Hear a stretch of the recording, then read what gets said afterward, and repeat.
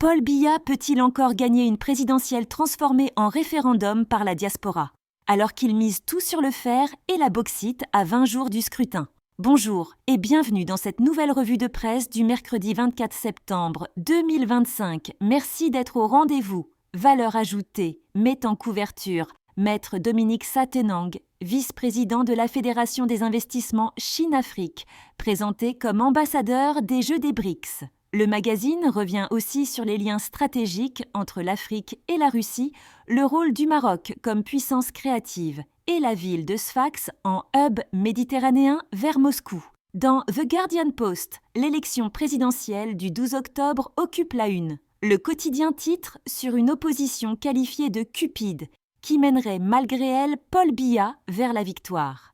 Diapason analyse un pari risqué. Le voyage de Paul Biya en Europe à moins de 20 jours du scrutin. Le journal s'interroge sur la portée stratégique ou l'inquiétant décalage avec la campagne qui démarre officiellement le 27 septembre. Dans l'action, le ton est offensif. Le RDPC lance la campagne sans arrogance ni suffisance. Le journal détaille les projets présidentiels à Bamenda, met en avant les succès agricoles et l'industrialisation, tout en soulignant la mobilisation des jeunes pour la victoire de Biya. Génération Libre choisit une tonalité régionale et souligne que Paul Biya a été célébré dans le Nord et l'extrême Nord pour ses réalisations en matière d'infrastructures et d'urbanisme à travers l'action du ministère de l'Habitat.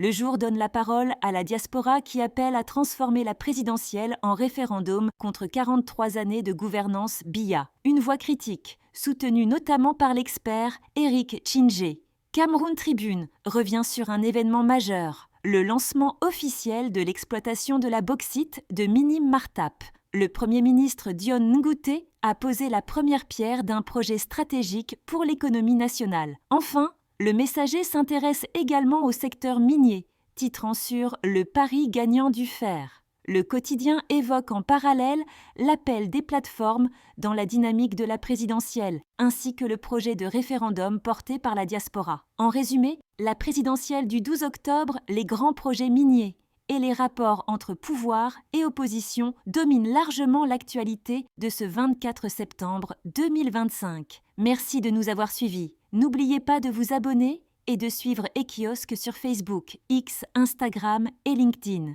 On se retrouve demain matin pour une nouvelle revue de presse.